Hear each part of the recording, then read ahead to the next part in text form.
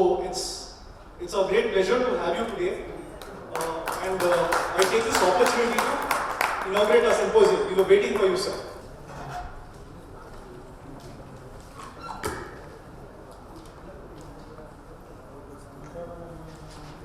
Mr. Srinivasan, suppose my friend, my college mate, your college mates. He brings me the nostalgic memories of government arts colleges and college, etc. Expo 70, agitations, and my dear Shashkumar, another good friend of mine for almost a decade plus, and all eminent functionaries of educational architecture. I will call you as functionaries of educational architecture. If at all I have a claim to talk today and inaugurate this session, the main reason is my friendship with Shashkumar. It's not by fault at all. He thought that I should light the lamp. The first one to light the lamp, along with it. The lamp itself symbolizes our educational architecture. Not one light, 5 lights. That is what you call Bahutva. Not one, it's not mono, it's multiple. This lighting the lamp is very, very intimately connected with Indian culture. This is because to light a lamp you require another lamp. If you light one lamp, you can light so many lamps. That is the educational architecture. And to massage this architecture, there have been several policies in our country and in the entire world. I would like to spend a few minutes about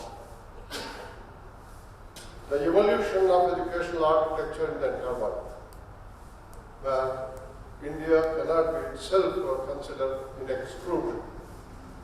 You know very well that at least 25,000 years, the society depended on for its, society depended for its existence, for its governance, for its internal management, for its external management, agricultural system. It was an agricultural driven society. As an agricultural driven society, the governance is what we call in Sanskrit or Kannada or Tamil or whatever language, Indian language, Bhupatitva. The land becomes the important factor, and the lordship of the land becomes the important factor, and the mightiest among them becomes the king.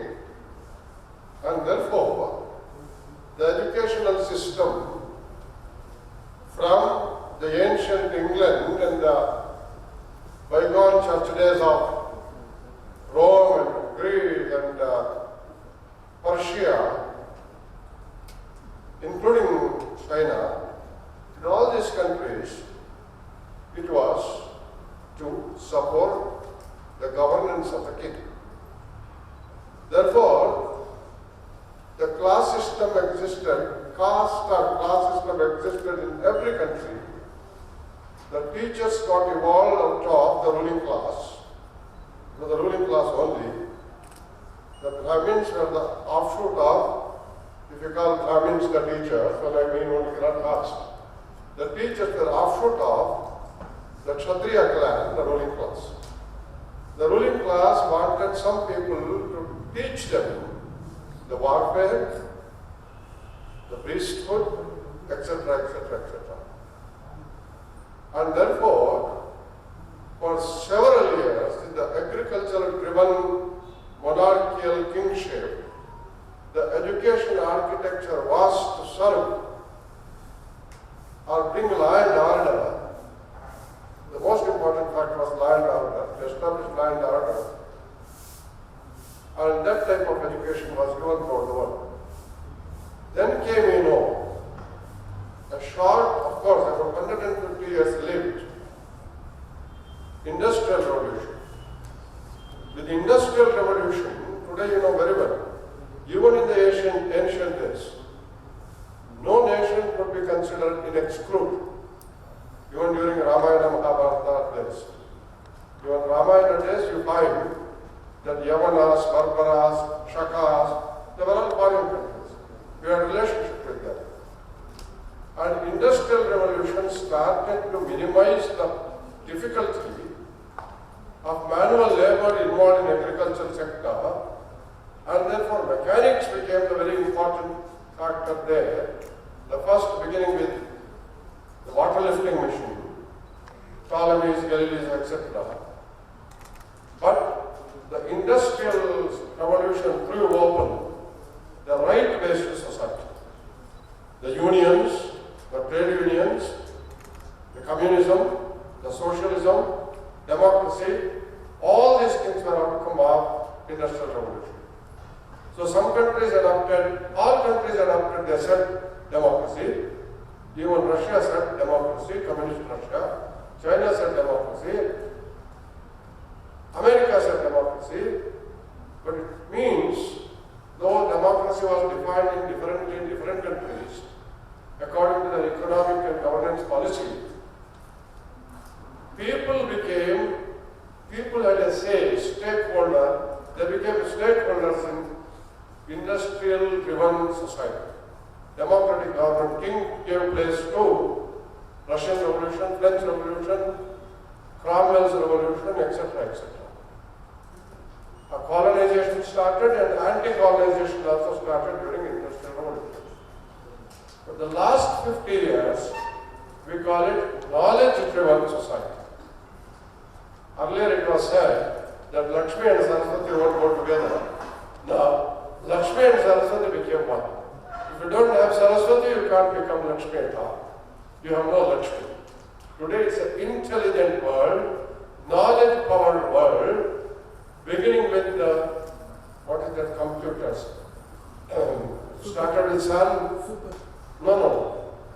It started in which university? In Stanford University in California.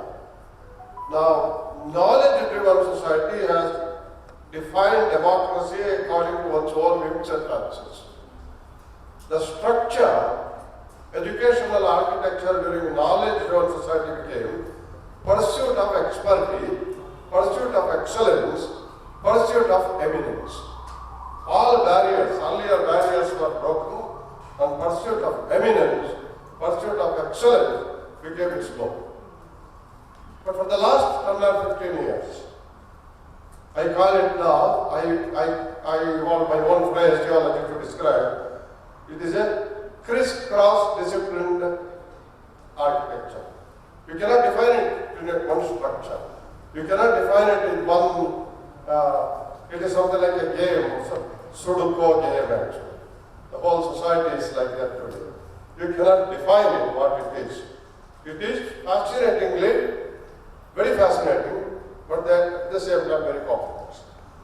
Now when you speak about the educational policy, national education policy, no country in the world cannot say that I am not influenced by anybody. It is mutually influenced from Mongolia to South Africa, from Mexico to Indonesia. We are a well-knit, networked, working network. Computer language is working network. We are networked, we are wired completely. Like the neurosystem in the body, we are a wired body. Now in this context, we have to study the national education policy of India, I'm going to say. Now, in fact, the Indian education policy in the context of today, Gurukula system, let us forget about it. How it started during Bhupaditva, I said here, there were pathshalas everywhere. Temple was the center. Only a few upper caste people had an access for education. temples or churches or madrasas. It was religion connected. Religion, its main purpose was to be complementary to ethical religion. Not I am talking about today's religion. Ethical religion is different. Dharma, what we call it. But later, during Industrial Revolution, I said, there were public schools, there were universities, there were colleges, there were bodies to manage them. Then came a new era, especially in India, in a developing countries like India. We had a policy in 1927 Karachi resolution, when Gandhiji, Nehru presided, and Netaji Subhash Chandra Bose and Nehru together moved a resolution, what we call Karachi resolution. There it was decided education should be in the public domain and it should be public property. It's not, though public property, look at their intelligence, public property to create a private asset which in turn will strengthen the national asset. And that was the concept of that resolution in 1967, moved by Nehru and seconded by Subhash Chandra Bose, and then of course drafted by eminent Rajagopalacharya. All brains had joined together. Indian Constitution's seeds were there in that particular resolution. Education policy. And then we got independent. When we got independent, we had the benefit of colonization, we had the defect of colonization. The benefit of colonization is opening ourselves to the new world, English language, Sanskrit through English language. Our Sanskrit would have lost without English language. Great scientific, great intellectuals, British people, Germans, they actually deciphered our Sanskrit, otherwise Sanskrit would have been Pathshalas, it would have been in the framework of what we call Madi, what we call structured religion, and one class, Brahmins only. Among Brahmins, not even women were allowed. Even among Brahmins, not all Brahmins. There was a particular class. That was opened by colonization effect, Raja Mohan Rai, etc. I would like to tell you one thing. Everybody is blaming Macaulay. Oh, this education system is Macaulay. If you go to Google and find out the Macaulay note on education, you will admire that. You will admire. I also was telling you, the hearsay was so much even out highly respected, unbelievably great man Abdul Kalam ji also said, we have Macaulay's education. It was he also was misled perhaps. Macaulay's committee had 9 people. He was the chairman. 4 of them were English, British, 4 of them were Indians, including Badruddin al-Chapji, another great educationist, Raja Ram Mohan Rai and others. And the Indian group demanded education in English, while the English group said, no, either Sanskrit or Arabic. Firstly, this is a history. But then Macaulay voted for English. Why he voted for English? He says, he is out of context, he is quoted, that Englishmen in attitude and Indian interest. That was out of context. He said that he resisted that a unified education policy for India for almost 20 years after he was named as the chair. Because he said the natives should be allowed to form their own educational policy. But then the government of England insisted, and therefore ultimately gave the report. If you see the report, that report doesn't have so much of issues like the issues going on today. Kannada medium should be there, Tamil medium should be there, and English medium should be there. And we are in the quarrel for medium of education, we are losing the idiom of education. And we are losing the idiom of education. That quarrel started then. Okay. From Macaulay became independent, then we started thinking, what should be the criteria for education policy? The great Dr. S. Radhakrishna's report came. Radhakrishna's report was followed by Gajendra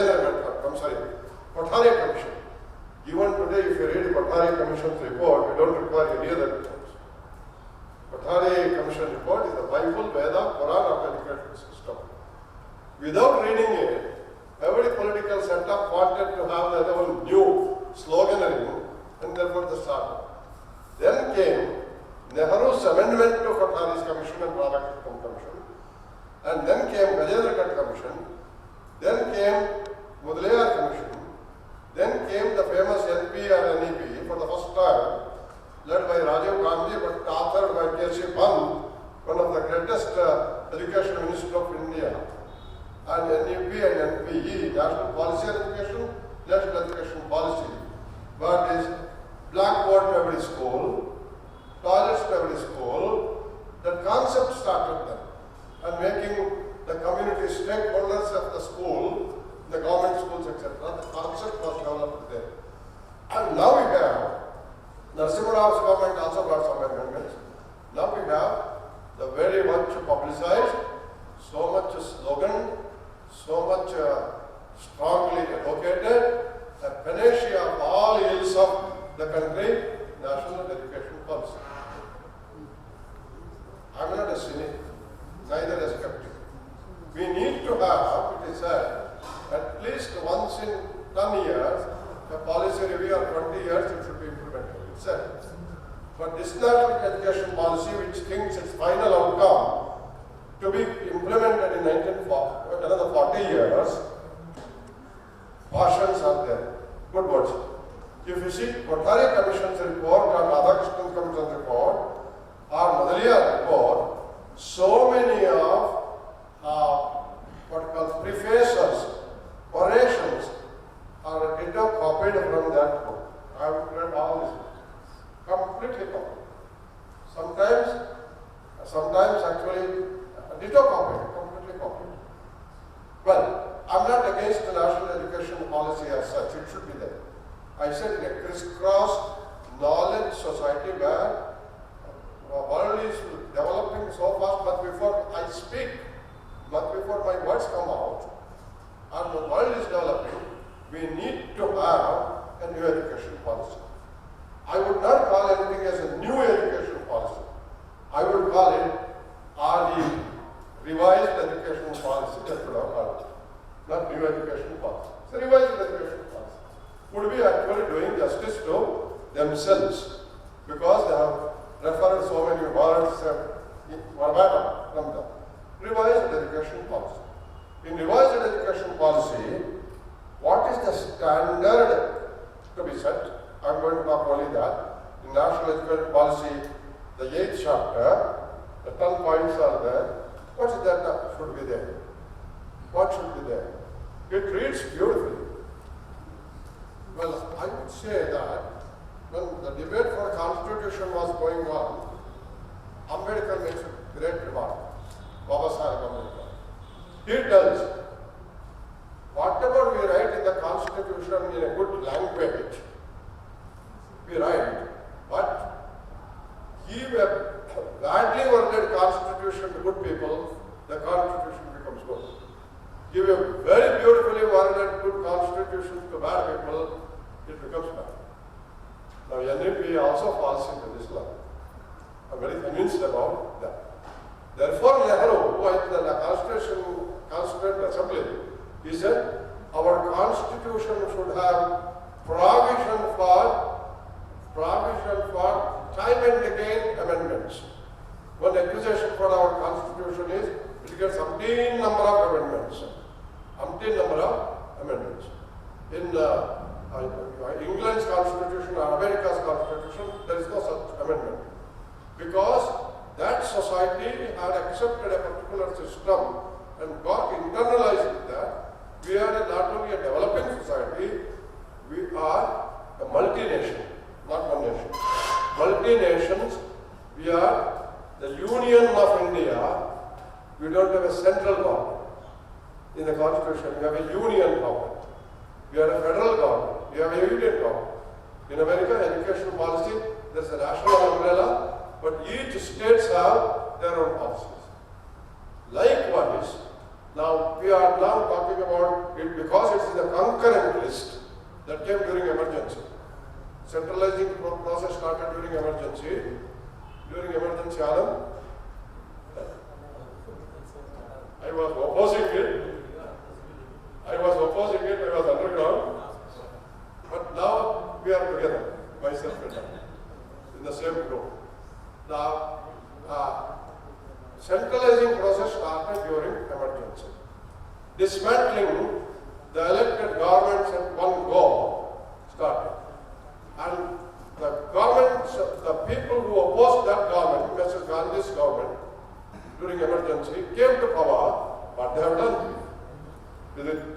figure, they have done the same. The double figure, they have done the same. The Tamil Nadu government was dismissed by Indira Gandhi. I was there on that day underground. Stalin was arrested in Madras. And the new government came, they also dismissed the government. They also dismissed the letter, though they lived for a short years, they dismissed the Tamil Nadu government. The same system continued. The same thing continued. Today it is now better. Now, what happens in the NEP's architecture in federal system is a thing. Federal system. I used to be a student in my village from a Kurd side, village from Kurd. We had a Kurd one patriotic song meant only for Kurd. We had some one patriotic song meant only for Kurd. It does not mean that we are actually, therefore our great poem said, Bharata is actually, Bharata Mata, Tanujata is Karnataka, Bharata is Vishwamata. It is what, I'm sorry, Jagat Mata is Vishwa, he said. Now, I am coming to these points now. The public education system is the foundation of a vibrant democratic society. You will find this phrase in Kothari Commission. Same thing you will find. I may be sure if you can actually, you can take Kothari Commission report and find out this. A good education system is good for vibrant democracy. What is democracy? Democracy is a government by discussion. It is a government by discussion. Now, whether our education system, centralized system, if it monopolizes in the name of what you call SSSA is there, NSA, there is the NSA, no? National Standard Academy, etc., etc. And also SSSA, State School Standards Authority. It decides. SSSA. When SSSA, sometimes I'm afraid, please don't mistake me if I use the term. There was a secret agency of Hitler called SSA. This reminds because secret agency of Hitler, even children were actually spies. Now, SSS, not SSA. SSS as a principal, I used to call my teachers and say, every March I used to call them for a meeting and said, oh, have you completed portions, I said. But at the day I retired, I felt I have done nothing in my college because I have asked my teachers to do portions, not full. Have you completed portions? Not full, fully portion. Now this is SSS. State School Standards Authority reminds me that. State School Standards Authority need to be there. But who standardizes? There's a beautiful word in Sanskrit, Kannada, Tamil, everywhere, Indian languages. The schools are called Shale. Shala. Shala it is called. Pathashala. Shale means what? There's a lot of freedom. Freedom for the children. It is between the communication between the teacher and the student. Even today, so many times much accused the good private schools have the Shala system, I have seen. Much accused, because of jealous. Because of jealous, much accused private schools have this Shala system because they give freedom to the children. There's a lot of activities. It's not that only syllabus. It's more than that. There's music, you don't get it elsewhere. You don't get it in the governmental sector. Therefore, parents are rushing to these schools because these schools are now trying to develop an individual in full. Overall development. A full persona is going to be, potentiality is going to be tapped and trapped and then inspired. That is not there in this structure. And therefore, it is said, now, continual policy making for continual improvement of the public education system. Now, who should be? You have seen now the policy makers of our country, including NEP. I am not blaming anybody. I was a member of Kpmtcc Knowledge Commission. I don't want to point my finger. The great gentleman who headed a the commission during Congress regime, heads the commission during BJP regime, no problem. But he gives two different reports. He gives two different reports. The knowledge commission. I've seen them, two different reports. Now, top scientists, if they actually behave like this, who else would correct this country? If they are just masters and this master's voice, and then who else to develop? Now, who are these committees? The committee, according to me, should be the school management. When I speak school management today, I'll tell you something is happening today. What? Earlier, the earlier days I told you, the kingship, the religious heads started colleges, schools, etc. Gurukula system. Then came the private participation in the educational system. Who were funding education earlier? The Raja would give grant in aid even those days. He would give grant in aid to the schools. And then grant in aid system is government supported. Then later, it was earlier only grant in aid schools. Earlier, the government thought it should spread it to community property and therefore started government schools. It came later. When the government schools came into existence, all sorts of rules, regulations of punching, time in, time out, and then timetable, marking, etc., it became structured and completely bureaucratic. You also must be suffering that or enjoying that, I don't know. The clutches of BEOs, DEOs, educational commissioner, who should become educational commissioner, my friend? Educational commissioner is just 26 years old IAS officer. There should not be a veteran educationist to become the education commissioner. Should not be. Who should be the agricultural secretary? He should be agricultural scientist.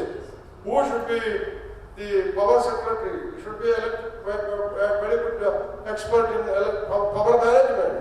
But it doesn't happen. The all-powerful IAS officer recently, the amendment is also there for IAS roles, and then centralizing. Now, the whole state will be handled by the Director of School Federation, including the offices of the DU and BO. It will work independently to implement policies regarding educational operations and provisions.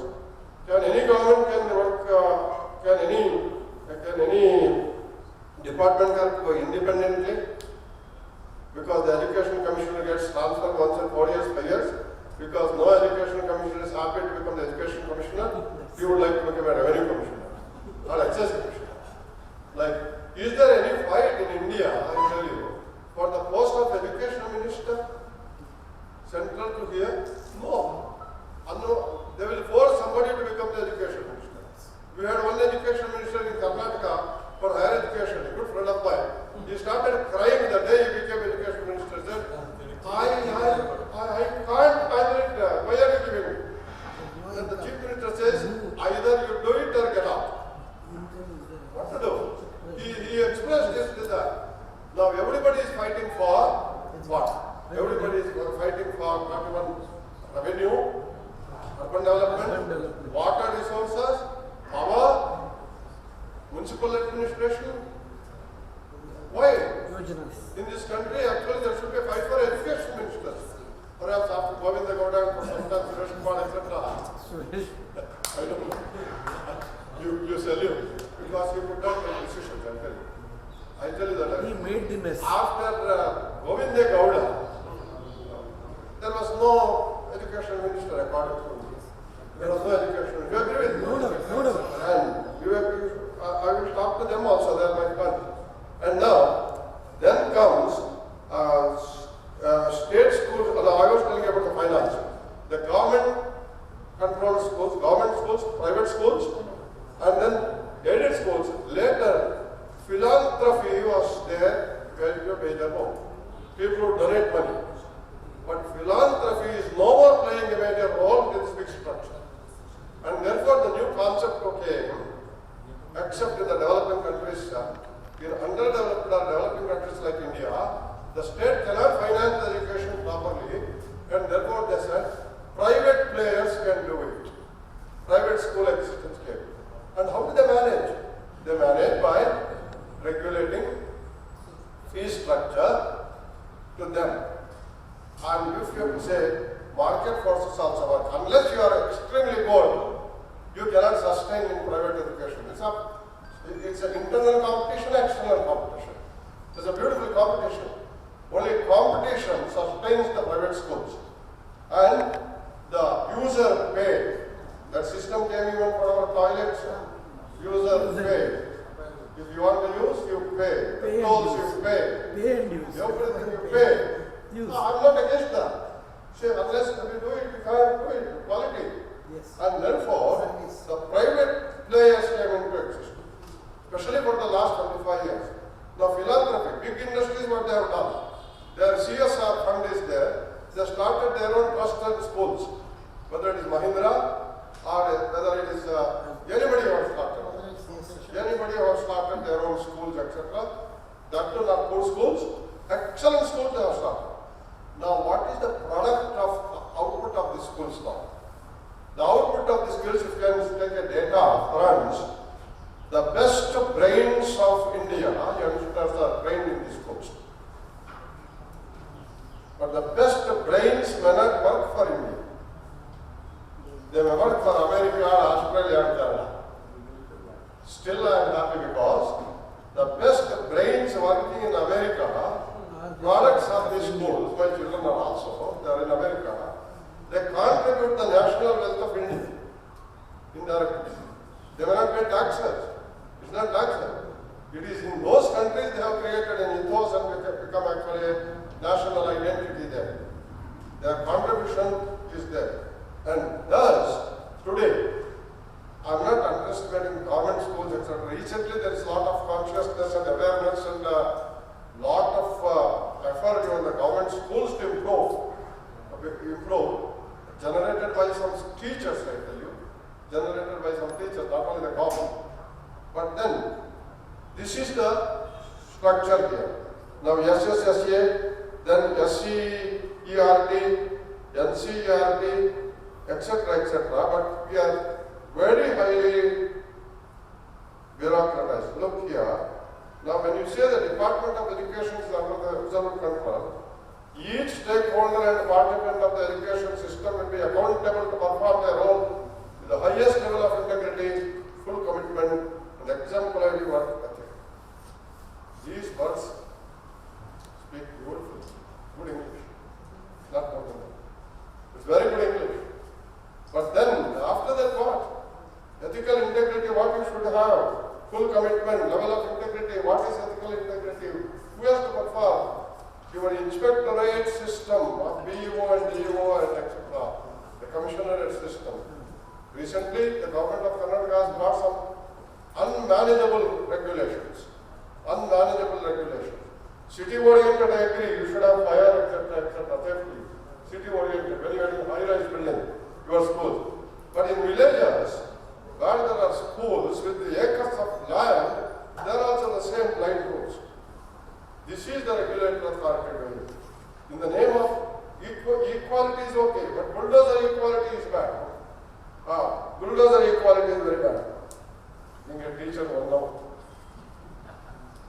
Because I believe teaching is a noble profession. Noble profession, right? I always consider not noble profession, noble profession. And also noble profession. There's no money much. Now, then the last one I found about the accreditation. It is very good but equally dangerous. I was one of the founder members of NAC. 2 years we evolved ourselves, so many questions, and then started assessing. It was so good, but today I can say, the NAC system has fallen into such a rut today, because the NAC directorate, NAC director, NAC chief has become rehabilitation centers for favored academicians, like UGCs and vice chancellors. You should see that. Yesterday I read a report in Times of India. 78% of the vice chancellors are not only incompetent, inefficient. Survey. 78% of the vice chancellors.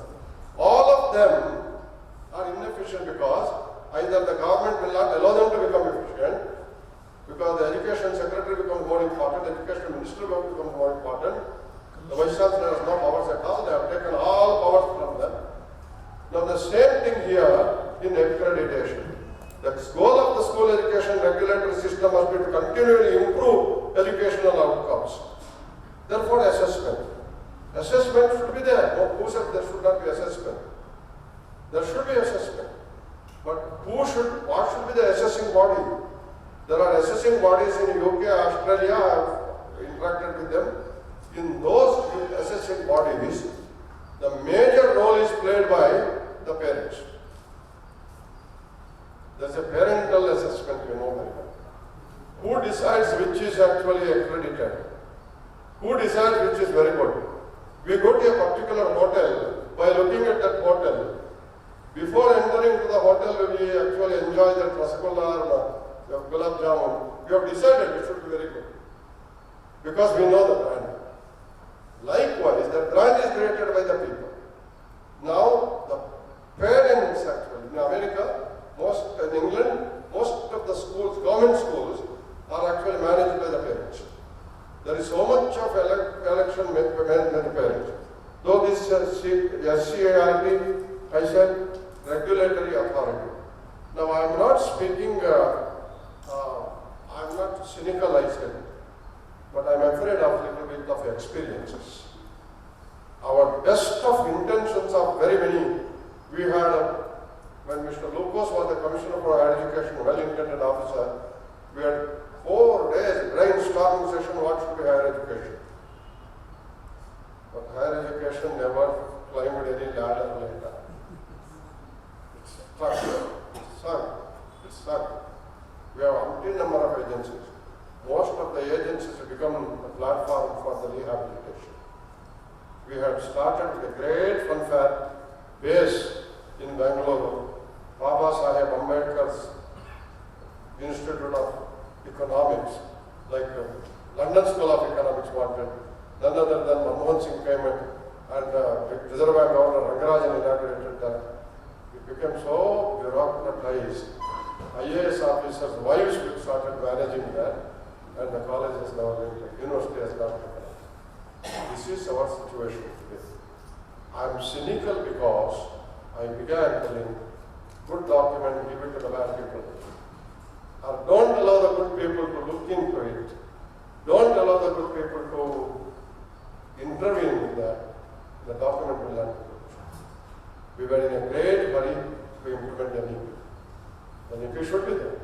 But immediately our education minister in Karnataka, much before anybody read the report, said, Karnataka will be the first one to do that. Why Karnataka will be the first one? Why Karnataka?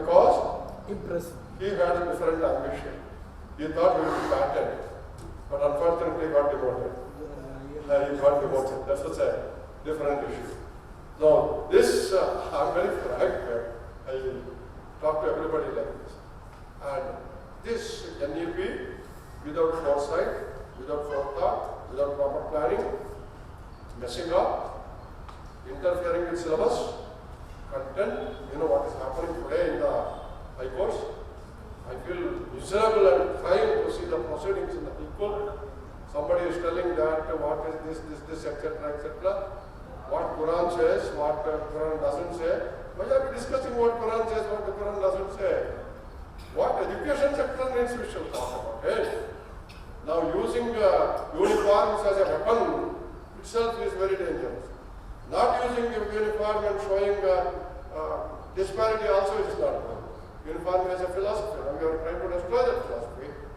And that apart, I tell you, now, NEP, when it began, it was declared open. I was asked by NDTV to be in the panel. Everybody bombarded me, but I stood by stand. I said, it's a deceit in design. It's a deceit in design. Hindu quoted the English. It's a deceit in design. Though deceit was a strong word, I should not have used. It is unprepared design. That is the truth. And private schools, especially in the private sector, their contribution, all of you are here. For the last 10 years, what private schools have done, if you make a study of your alumni where they are there, and what is happening to your alumni, what is their contribution to the national wealth production, to be startlingly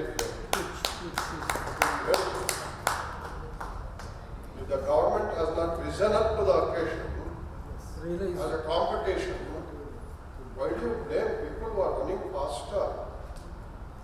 You are making the people running faster because they are stronger.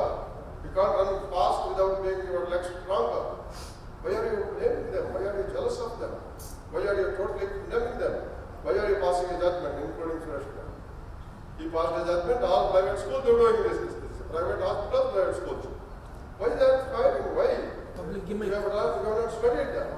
NEP may not be conducive for the growth of parallel stakeholder architecture in vertical education. That's my real concern, and we are. Thank you so much. Good evening, sir.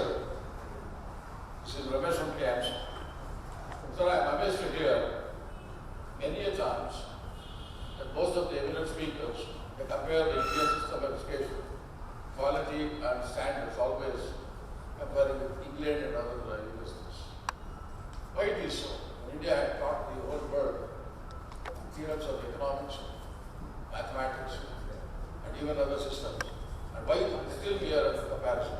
Why don't we lead it? Why don't we make it a great system? Hello, it's a very good question.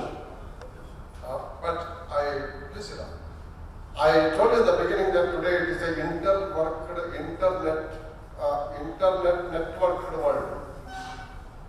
We cannot say that we had a great traditions earlier, I agree.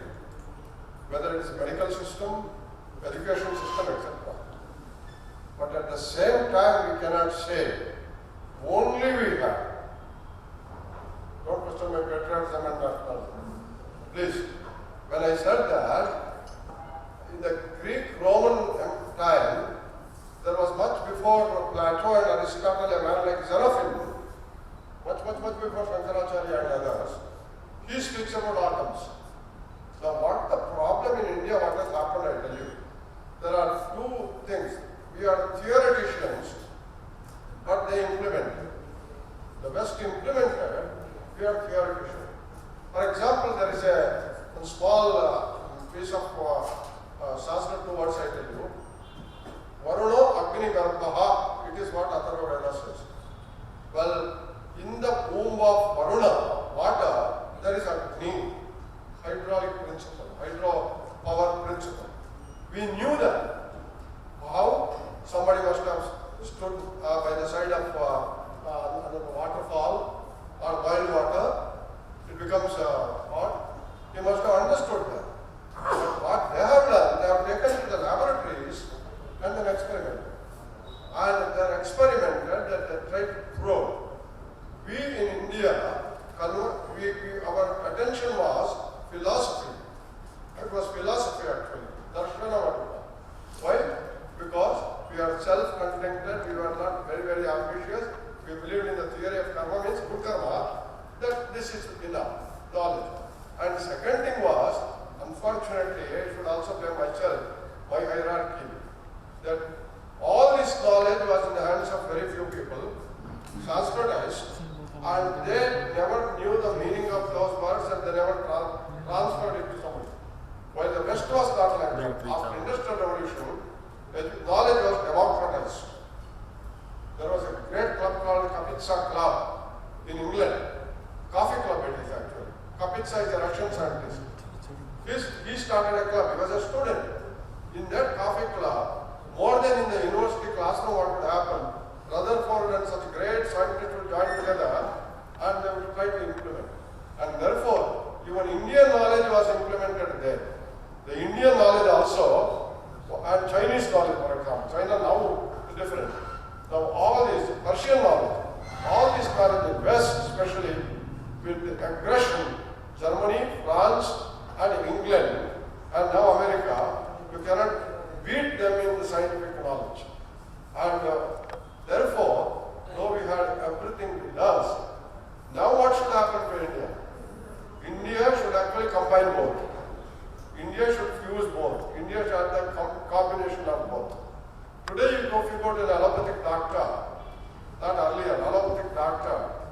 would also prescribe the Ayurvedic lifestyle medicine. He prescribed. These days it's happening. If you go to Ayurveda doctor, he also gives life-saving drugs, allopathy. Now, this type of fusion is required even in education, in science, in economics, everything. The Indian economic knowledge in India to Keynesian economy or Marshallian economy. It could be, it should be. Kautilya's economy also should come here. Ramayana's economy also should come here. The combination you have not done. Yes, as well. So one more question, sir.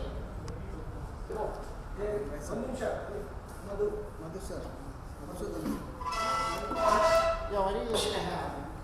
The new education policy, the national education policy still says a biggest lie. Education is not for profit. How is it justified? Education is not for profit. It is not for profit as per the new education policy. I will definitely not agree with that. So it's the biggest lie. Everybody knows that it is going in profit, but why this lie is being still sustained and how is it justified? The reason is number one, we hear those lies. Though we not appreciate, we hear. The word education, educe means to put in and to take out. That's the meaning. To put in a student and take out. That is what we also had in Vijay, that concept we had earlier. Now, the putting in and taking out also is a process. Education itself is a process. It's a rupanta. It's getting born every day. Different, becoming a Vijay. It means twice born, fourth time born. Huh? It is actually evolving. It is a process. The basic principle they have not understood. I am sorry if I use a different term, I would say the Americanization of education. Just a complaint for Mr. Professor. As you are speaking, I could see that you are starting through the writings of Professor M.A. Sophie, who is right now Professor Emeritus at ICTS Bangalore. Same writings, whatever you said in your speech. So I compliment sir, but one thing, one request. There are some mathematical logic, mathematical reason, because this government has no reason, no logic at all. We know it. Can you advise us some mathematical reason and logic how to save this poisonous system, how to save our education from this poisonous system? Do you have any mathematical advice for us?